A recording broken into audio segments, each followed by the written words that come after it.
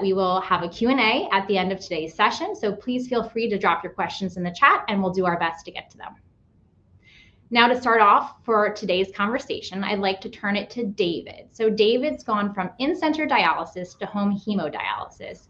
David, can you walk us through what your experience has been like with dialysis in general, and then in particular with that transition? Sure, Lauren. Thanks for having me, guys. Glad you guys are logged into this special event we're doing today. Well, basically with me, my journey all started back in high school. I was diagnosed with kidney disease and then went through college and everything, not understanding what it was, not really paying attention to what it was because I felt fine, as a lot of patients do. Ended up crashing into dialysis in 2007, woke up on a machine, confused, scared, all those things that we go through as patients, and really didn't know too much about it. After that, I ended up going in-center for a while and was just doing dialysis. I was doing hemo in-center for a while, and I was doing music at the same time as well, and actually had landed a record deal with Pitbull and wanted to do a tour with him, which I did. I learned about home hemodialysis by just searching it. At that time, it really wasn't a big thing going on in the dialysis world. It was known but not trusted as much yet. But I wanted to still follow my dream because I feel like so many were taken from me in the beginning. And when I finally found one, I went there, trained on a machine for 6 weeks, and ended up taking it on a whole 42 city tour all over the world, every city. I treated in every hotel room and never missed a show alongside Pitbull and a great team that was with me. It wasn't easy, but it was an experience that kind of showed me that I can do anything, and that I wasn't scared to branch out and live my life and find purpose in what I was doing. Scared as well, but my transition from home, the best thing for me was allowing me to have time back. We lose a lot of time as patients. And sitting on a machine, doing over 25 hours of dialysis a week in the center, I was like, man, I felt like I was just losing time sitting there kind of rotting away, and wanted to still find purpose in my life as much as I did. And home dialysis gave that to me. It worked for me. And I ended up being able to say yes to more things, do more things. I became a motivational speaker. I travel all over the world speaking about living on dialysis, living with dialysis. Early education is so key to me, and, becoming a patient advocate and, educating others about the disease is something that I never thought I would be doing, but it is my life now. And home dialysis has allowed me to do that. High blood pressures, high phosphorus numbers, high potassiums, like a lot of people have been able to negate some of that with home treatment and a change of a good diet and listening to, my doctors, listening to my health professionals of what to do, and learning from myself, I think, is the biggest key. And I think that, challenges that I faced early on was just acceptance, just accepting that this was happening and that it wasn't going away anytime soon. I was transplanted in 2010. I lost that transplant in 2017, and it back on dialysis. So I had to accept that this was going to be part of my life for a long time, and that I had to find a way to kind of fight through this thing the best way I knew how, and help others too on the way to help them fight through it as they could on their own terms. Even though we all have the same diseases, we all have our own mountains and different ways that we go about them. My job is to just help you guys see that you can conquer that mountain one step at a time and keep climbing. Resources that are important to me was just having people to speak to, that, you go walk into a dialysis center and be 40 other patients and you think you're by yourself, and you feel like, man, no one else is going through this, even though people right next to you are doing the same thing. And so when you're able to accept that and say, man, there's people doing the same thing as me, and even though we all have our own underlying issues, there's people you can relate to. A great healthcare team who doesn't try to relate to you being a dialysis patient, but who relates to you being a patient and a person is the biggest thing. Keeping your identity, knowing you're more than a flow sheet, that you're a person who has a heartbeat, you're someone's mom, uncle, dad, aunt, cousin, you're somebody, you have purpose, you have meaning. And those are the things that help me to support myself and support others. So for me, it's just more important that your mind state, which is something that's really not talked about enough in our community, is the mental health aspect. Your mind state is such a big part of the battle. You keep your mind right, surround your people who love you, support you, and will tell you the truth. And a health team that will tell you the truth and love and support you as well will allow you to see things a little bit differently on this journey that we're on together. and just make sure that your mind is clear, you understand, you learn, you ask questions, and give yourself a chance to really win doing that. So, whether it's transplant, hemodialysis, peritoneal, whatever you do, just make sure, know that you have a purpose, you're a person, you're loved, and continue to fight for yourself and learn as much as you can. Wonderful. Thank you so much, David. It sounds like you've learned so much along the way and have, found the support and the resources that you need. I just want to follow up with that. When you were making that transition from in-center to home dialysis, what did that conversation look like with your healthcare professional to decide what modality was best for you? And, thinking about the importance of a care partner, did they emphasize that? What was the care partner's role as you went into the training as well? Can you just walk through what that looked like? Sure. I mean, I call the why. I found my why really early. For some people, it's different for everyone. I was young. I was only 24, 25 years old. I was just starting my career in music, and I wanted to be able to still do that despite of my disease. So I kind of found a why. The care team really wasn't big on home dialysis yet, so I kind of had to find it for myself. But once I found it for myself, I realized there was another world that just wasn't talked about enough.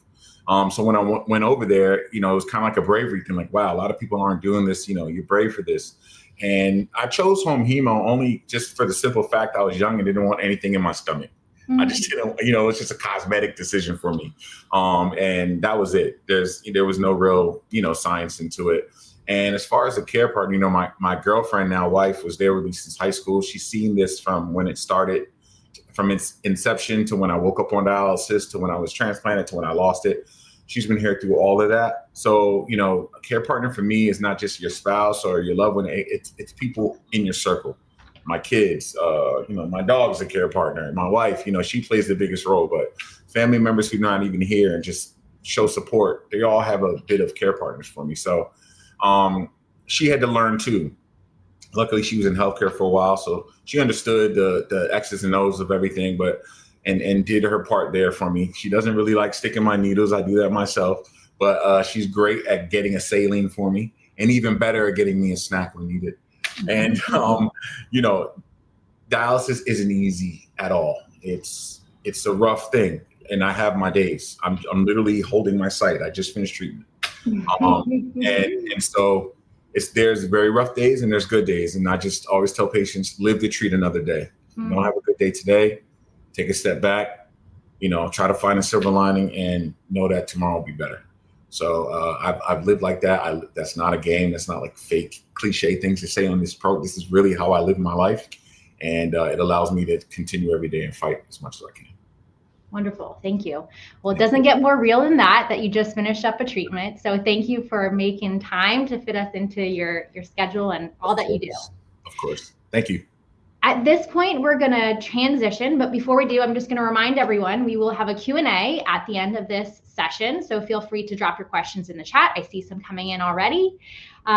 So reminder, this is a session called Making the Switch, Adapting to Life with Home Dialysis. And we're going to shift gears. We talked to David, who did home hemodialysis or is doing home hemodialysis. And we're going to switch gears and talk to Christina Gilchrist and her journey about switching from in-center. And she's actually experienced a few different home dialysis modalities. So Christina, can you talk to us about your journey with home dialysis and switching from in-center to home dialysis? Sure. I've got quite a long story. So I'll just start with when I was 12, I went in for a sports physical and found out I had a kidney disease. And so life went on like normal. When I was 22, I got pregnant. During that pregnancy, I developed toxemia, which is also known as preeclampsia. And I went into seizures. And during those seizures, I lost my eyesight. And my kidney disease, it just kind of ramped that in full force. And so I was completely blind for about 6 months. After I went on some medication, some of my vision came back, my peripheral vision. So I'm left with, I have no central vision. So everybody's looked at the sun and you get like that blind spot. I have that. It just never goes away. And it's a little bigger than the sun. So also I went into kidney failure. And so it was time to start planning. And I live in Utah and have 8 siblings. So of course, all our focus went on getting a transplant. And I did go get a fistula just in case. And I did have to do about a month and a half of dialysis before I got my transplant. But December 9th of 2008, my big brother gave me a kidney transplant. And it's funny because at the time, after I had just been through everything, giving birth to my daughter, I jokingly told everyone it was like getting a drive-through kidney because it just seemed so easy after everything else. And I spoke too soon because sadly, I did end up rejecting that kidney. And I had it for about a year and a half, but then we fought it for about another year. I was not able to stop it, so we had to remove that kidney. And it was time to start in center. And when I started in center, I was given no other options. I was just told, these are your days, show up and be here. And I remember at the time I had heard PD. I didn't know what it was. I just heard PD. And so I was like, hey, can I do PD? And he's like, no, you're blind. You can't do that. And so I was like, yeah, you're probably right. And so I ended up doing about 5.5 years on in-center dialysis. And I was a single mom and being legally blind, like dialysis for me wasn't go to dialysis, come home and just crash. Like I didn't have that option. I was going to dialysis. I was coming home. I was walking a mile to my daughter's school to pick her up, walk home, and then she had soccer practice. So then we walk a mile in the other direction to soccer practice. And you get home and you still have food, you have cleaning, you have homework, shower, you're constantly on the go. And I was in my 20s, just like David was. And so a lot of people don't realize that your life totally gets put on pause. You sit and you watch everybody else around you live their lives while you just exist and just fight to get to that next treatment. And like I watched all my friends get married. I watched them all have kids. I watched them all go on vacations. Just those little things that make life important. And I didn't get to do any of those. I was just barely surviving.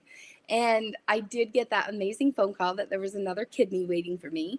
And so May 7th of 2016, I got my second kidney transplant. And things started super great. I decided that my life was no longer going to be on pause. So we pushed play. And I actually talked to my 10-year-old daughter. And I was like, hey, I think mom's going to start dating. And so she was like, oh, okay, I think you should. Well, just a while later, she comes up to me and she's like, you have a date this Friday. And I was like, what does that even mean? And she was like, well, I got you a date. And I was like, how? And she was like, I've been talking to a guy on Facebook for you. And I was like, oh, honey, no, that's not how this is done. And so I had to read all the messages to me. And this guy actually seemed pretty nice, you guys. So that Friday, I decided, hey, I'm going to go. And so he called me and said, hey, I'm a single dad. Can I bring my daughter? And I said, well, I'm a single mom. I'll bring my daughter. And it was like that day I walked out to the car and it was like all those nights I had sat home thinking, nobody's going to love me. I'm never going to have a real marriage like other people do. I'm never going to have a real family. Like I was never going to have what everybody else gets, and that was just such a hard thing to grasp. And that day when I walked out to the car and I saw this man and I look in the back seat and I see this adorable little girl, I was like, oh my gosh, like this is living. And so I did. I lived it up. But sadly, shortly after I met that fella, I found out that I was going through rejection again. And so I tried to hide it from him for a little while, but I couldn't do that. And this time I had more time. So I was like, do you know what? I'm going to do my research and I'm going to prepare. So I went online, I looked up whatever this PD is, and I found out what it is. And I was like, do you know what? There's no reason I can't do that. So I started shopping for nephrologists that would let me do home. And sadly, I had to go to 5 different nephrologists, and all of them told me no. And I went to my original doctor and just basically broke him down. And we started training and we came up with ideas. Like we did a lot of thinking outside the box. And everyone knows you have to have a sterile connection when you hook PD lines. I can't do that with my vision because it just doesn't line up every time. So what we would do is I would hold the lines and then I would feel my pinkies together by feel and then roll your fingers and it lines up perfect every time. And so I went home on dialysis. I'm very proud to say I did 3 years of dialysis. I hooked it up. I set it up, everything, not one infection. And PD, guys, like I was shocked at how PD made me feel compared to in center. I felt amazing. Like it was bananas. I felt like a human again.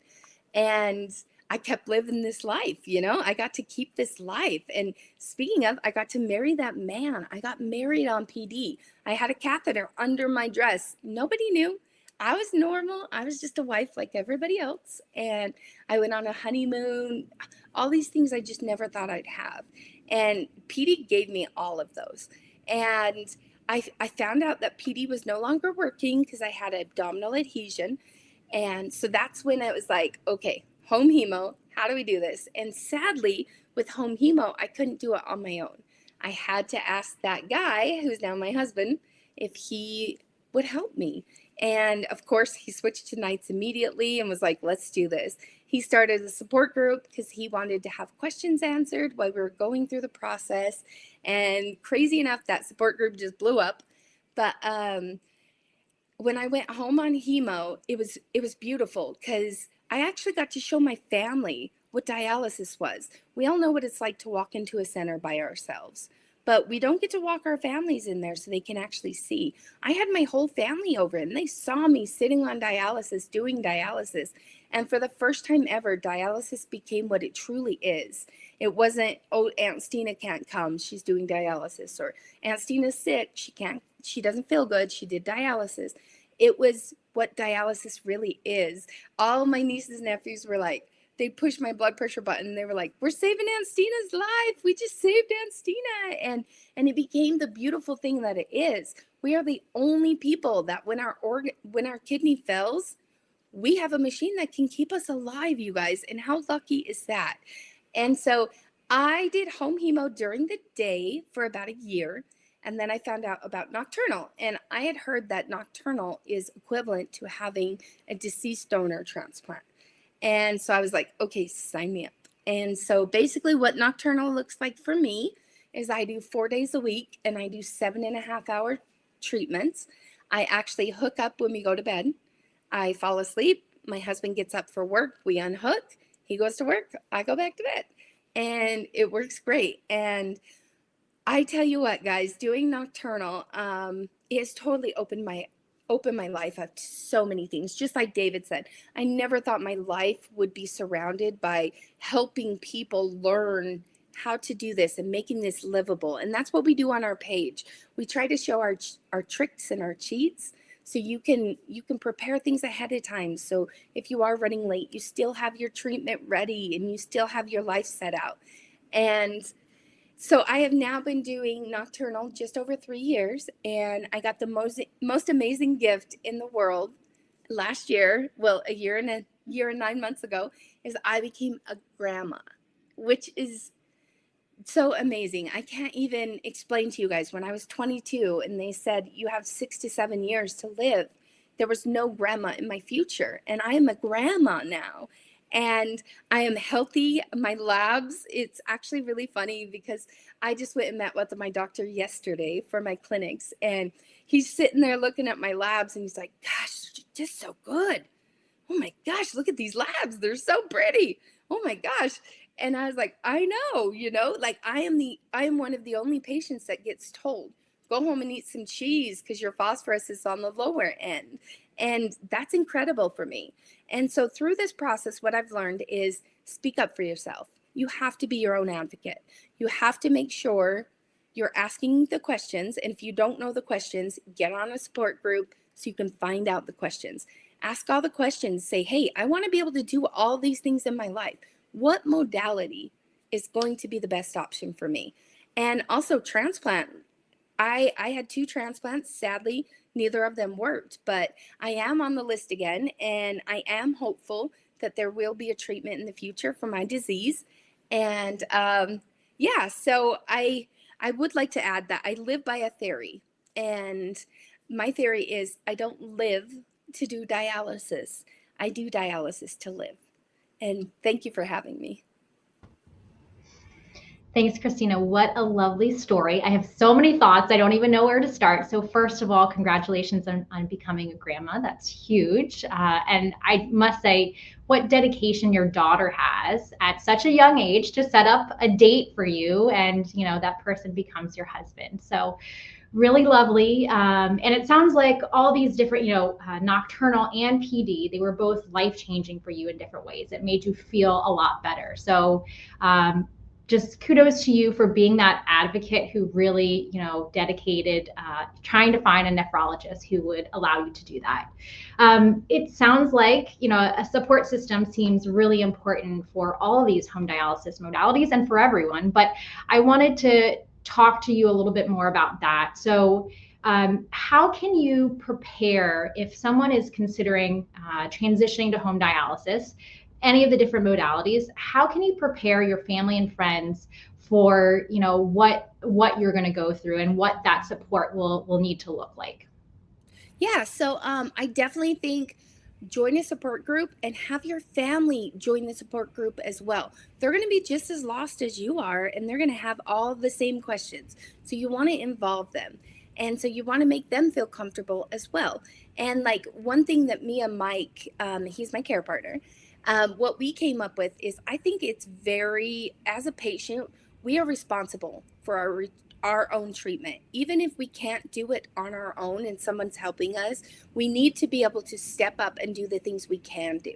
And that's one thing, like care partner burnout is such a big deal. And our families, they really do get burnout by us sometimes because this is a job, And so we need to step up and we need to make sure we're setting up the machine when we can. We're breaking it down. And I can say I am legally blind, but I can set up my next stage machine completely on my own. I can break it down, everything. So I can have it completely ready to where my husband just comes home, we hook up, and then we go to sleep.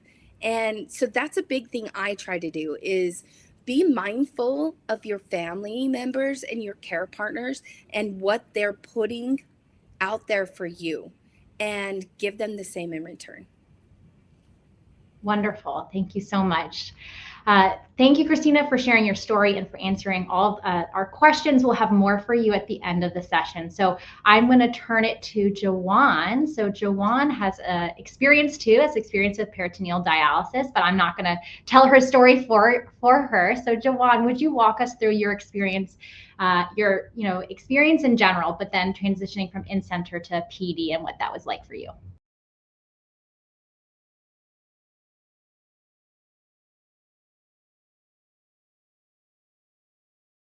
I guess it would help if I would unmute myself, right? So come along with me, you all. And I apologize, my notifications are going off. It's actually one of the support groups that Christina was talking about. They're just jumping away, and I was supposed to turn those off. So please forgive me, Jesse.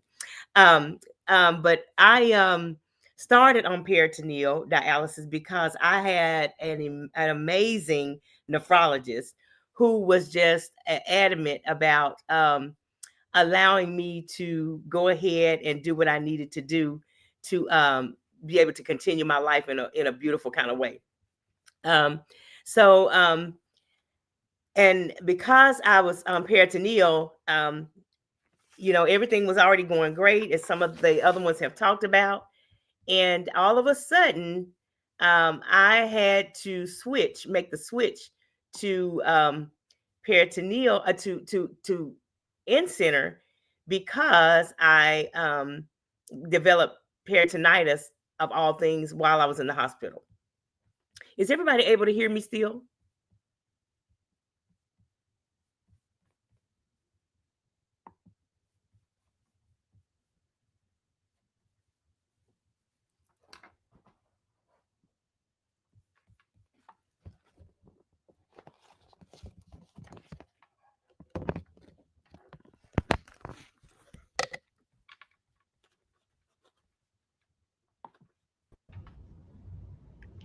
Joanne, we're still able to hear you. Can you hear us? Great. Yes, something weird is happening. We have storms and bad weather here in Arkansas, y'all. So please forgive me again. So yes, I'm sorry. Thank you so much. I'm trying to get everything set back up. Oh my gosh, my son is gonna kill me because he said he helped me.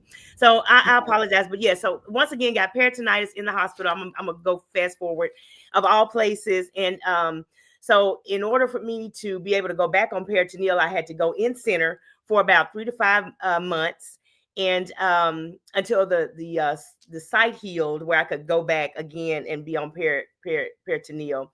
So 3 to 5 months again, and it was rough. It was hard for me because what I felt like, and David talked about it, was I missed most of the time. So I was a very busy mom. My kids, for even at a young age, they were always doing things. I have two. Chauncey is 25 now, and Tegan is 19. So they were much younger. Then had lots of activities. So going in center, I would have to be there, maybe 3 to 4 days, or 3 days a week, and 4 hours at a time sometimes. And if I wasn't called back right away, I would have to wait. So that's increasing the time. And then if my blood pressure dropped while I was in there, you would have to be laid flat in order to have your blood pressure increase enough to resume treatment. So then there again, the time was extended. And and let's not even mention how cold it was in there. I mean, I'm shivering just thinking about, just reminiscing. It was frigid cold in there. Has to be, because of germs and safety and all those things. And then the next day after having treatment in center, I would maybe start feeling better and stronger, only to have to go back the next day and do it all over again. So, peritoneal, for me, I just couldn't wait for the site to heal so I could get another tube in my belly. And yes, David, the cosmetic thing is not fun. It's not cute. So the Beyonce belly went out. It went out. Okay, it just went out. But so that doesn't happen. But anyway, got the new tube in. We were able to go ahead and continue. So peritoneal gave me my work-life balance. So started out, it was, I wasn't as bad. The kidneys weren't as bad. So maybe 8 hours a night, but then progressively over the years, it got worse. So when I ended was 12 hours a night. So if you do the math, the math is math. And so I would have to get on at 8:30 p.m. at the latest, dialyze 12 hours, to have to disconnect and do all those things to get to work at 8 o'clock the next day. Now, I figured out quickly how to be a master of pockets of time, is what I call them. So get off at 4:30. So I would have maybe 5 o'clock to 8:30 to get the things done that I needed to get done. And if in fact the kids had something, when you're on peritoneal, you use your cycler, but also you have manual bags there, which, like, if in the case of needing to do like something extra, you could actually manually do your treatments. And so a lot of times I would have to implement those if Chauncey had a poetry event, or Tegan had a volleyball game or something. So but peritoneal just really created a way for me to go ahead and do the things I needed to do until the kiddos had time where they could fend for themselves. And then I didn't have to, worry so much about them, but I was able to just do my regular routine with a lot of advanced planning. I was able to do that and really experience a sense of normalcy, I would say, that really was important to me, because I did a lot. I volunteered a lot.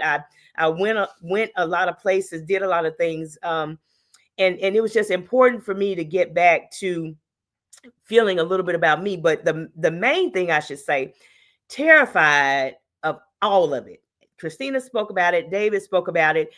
But I had a nephrologist. If you don't know his name, you're getting ready to know him now. His name is Shane Kimball. He is amazing. He saw in me something that I did not see in myself. And I'm a pretty positive person. I mean, I wake up with the joy of the Lord in my heart, every day. But I mean, when you're faced with a life-changing thing that's gonna, where you have to sit with yourself for 12 hours, the positivity kind of goes and comes. But he said, you're going to do peritoneal, you can do it. And I can't do it. Yes, you're going to do it. You're going to come in here, you're going to train, and you're going to learn. So and let me just pause. I didn't have the blessing of having the care partner in a spouse or a boyfriend or anything like that. As a matter of fact, when I went on dialysis, the person that I thought in my corner, he he left and said, basically, everything has to be about you. Well, I want to live. So yeah, I can't go on a date at 8 o'clock at night if I have to be on a machine. So can we go at 5? But there again, no, that was too much to ask. So I had to tough it out. But Dad and I, he traded in his welder boots for being caregiver until my mom took ill. And then Chauncey, he graduated and he turned in his honors college jacket and all the things. He graduated from college and he graduated into being primary caregiver when Dad had to go care for Mom until she passed away. So I was blessed in that I had that. And I have, 3 brothers that came as, when I needed them and from time to time. So that was my support system. So yeah, support system was very, very important. And but Dr. Kimball was the one. He brought in my dad and I, and then they trained us in all things peritoneal. And Dad had to learn how to put everything from the medicine in the machines to ordering my supplies to organizing everything. And we found when he started caring for my mom, we found that this notebook, we were straightening the area up out there. The notebook is one of those old composition books, the black and white ones, that you get when you're in school, where he had from the first order I ever had made, where he had written down what he ordered, how much of each thing. I could not believe. I'm like, this is way too much. This is too much. So basically, when Chauncey and I had to kind of start caring for me because Dad was caring for Mom, we had to go back to training again because I didn't even know how to put medicine in the machine. I didn't know how to do anything. So I'm telling you, caregivers are amazing, but at the same time, we do, as Christina talked, you can't let them do everything. You still have to do some things on your own because it puts a weightiness on your caregivers that will increase burnout. But I tell you, my dad made it so easy for me. I could go to work and do my thing. And when I would come home, my machine would already be on. The bags would be warmed. All I had to do is shower, wash my hands, sanitize, connect, get on, and just sit, watch TV, whatever I needed to do till the next day. So he did that for years until Mom, 2023, she passed. I got a kidney in 2020, July 24, 2023. Mom passed away August 29th, 2023. And I tell you, everything it's been hard. Dialysis is doable. You can do it, but the support system is definitely key. And I've been healthier. Everything has been better for me, and I was able to get what I needed to fill my own cup. And having that sense of independency. That's what peritoneal did for me. Did spend some time in center, but if I had to do it all over again, yeah, I would. But I would definitely advocate, please find a way. If you can find another piece of skin to stick a tube in, let me go back home.